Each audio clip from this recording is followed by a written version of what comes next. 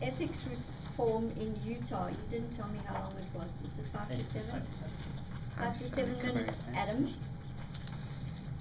help me welcome Sign the Jim. petition.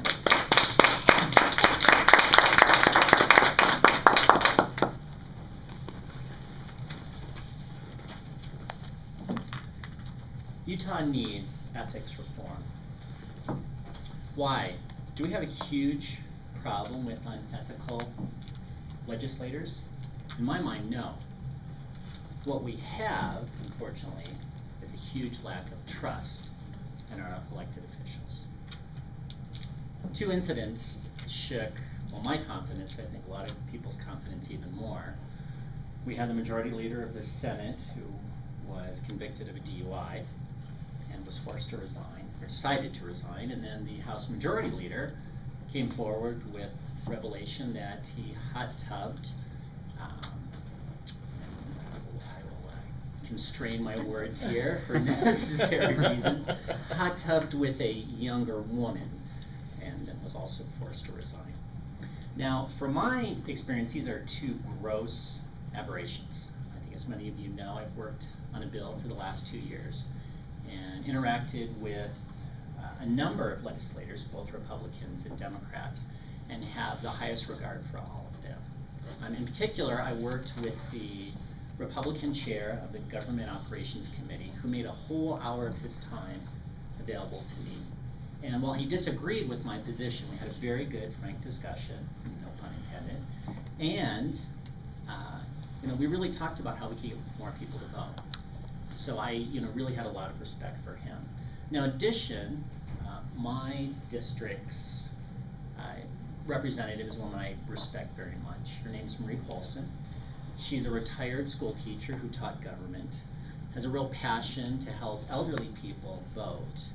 And again, someone that I really respect very much, and can't see either one of these people doing something that would make me have any doubt in their integrity. But unfortunately, the actions of these 2 majority leaders, I think, is besmirching the good name of the Marie Polsons, the Craig Franks, and really everyone in general. So the ethics initiative has a number of needed reforms that can help us restore trust in all of the people we elect. So it does 3 things. It sets up an independent commission to review ethics complaints.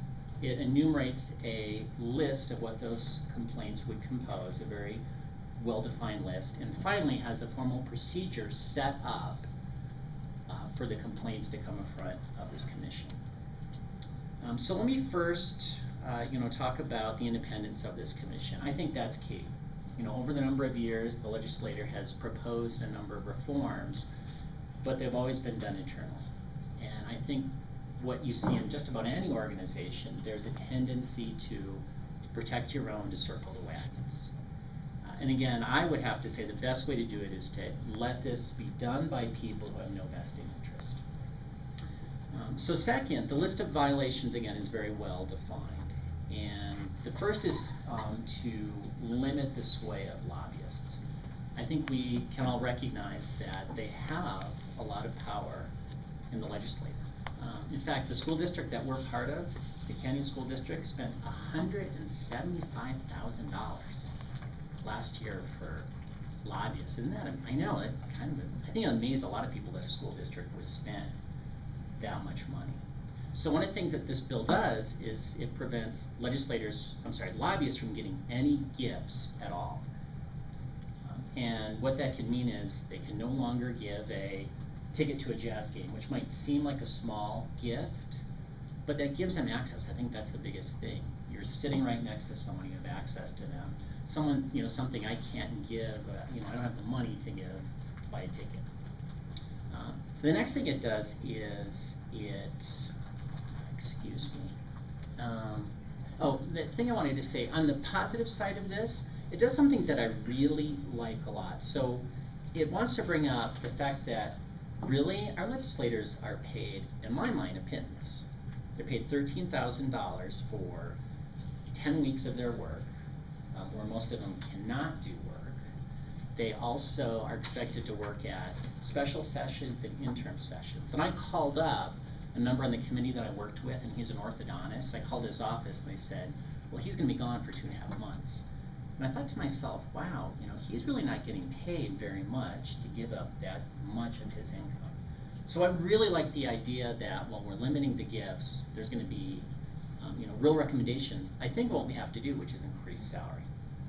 So the second thing that this initiative is going to do is limit campaign contributions. Right now there's no limits, and corporations can give as much as they want. So what it'll do is it'll set a limit of $2,500 for individuals and $5,000 for PACs, political action committees. And it will completely prevent corporations from donating any money. I think those are very needed reforms. And third, it really makes sure that legislators can't abuse their power. And what I mean by that is, of course, they control the purse strings. And if you do, that gives you influence over, you know, let's be honest, someone, you know, who works for that organization. You know, you could come to that person and say, you know, I want you to, you know, do something, you know, for me. Again, it could be very small, but, you know, put my friend towards the top of your list for a job. You know, it's definitely a conflict of interest there. And the last part of what, so let's get to, you know, there's a procedure to hear these complaints. And I think this was the part, honestly, that I had the hardest time with, because I felt some misgivings about, well, what could, you know, this commission really do as far as, you know, taking punitive action? And I think what's been set up is a really good idea. It can make recommendations only.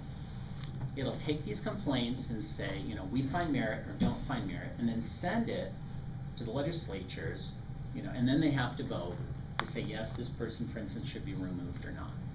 What it's going to do is air the dirty laundry, but it's going to leave the consequences up to someone else. And I think that's really the right role for it. So I'm humbly asking you to vote for this initiative in November. And I think at the end of the day, it's really doing two things. It puts the brakes on unscrupulous legislatures. I don't think there's many, but it helps to rein in the lobbyist influence. It stops the spigots of campaign cash, and it prevents legislators from using their office as a club. But more importantly, it's going to show people how the great majority of the people that we elect are really people of good integrity. And I think what we're going to find out, I hope what we're going to find out, is that there's no recommendations to remove anybody the first year or any year after that.